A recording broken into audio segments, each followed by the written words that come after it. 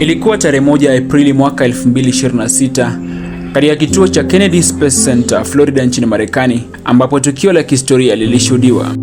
10, 9, 8, 7, RS-25 engines lit.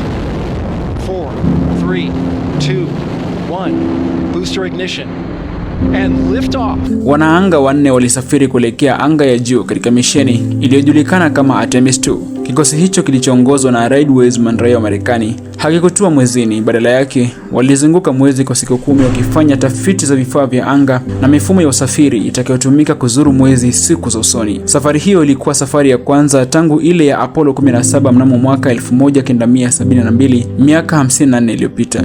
Katika kikosi hicho cha watu wanne alikuwepo pia Victor Glover, ambaye aliweka historia kuwa Mwamerika mweusi wa kwanza kusafiri mwezini. Christina Koch pia alikuwepo pamoja na Jeremy Hansen, raia wa Canada, ambaye alikuwa mtu wa kwanza asiyekuwa raia wa Marekani kuzuru mwezi. Wananasa wanasema misheni hiyo ilikuwa muhimu katika maandalizi ya safari zaidi za anga miaka ijayo, pamoja na safari ya Artemis 3 inayotarajiwa kuwashusha wanaanga mwezini kwa mara nyingine tena.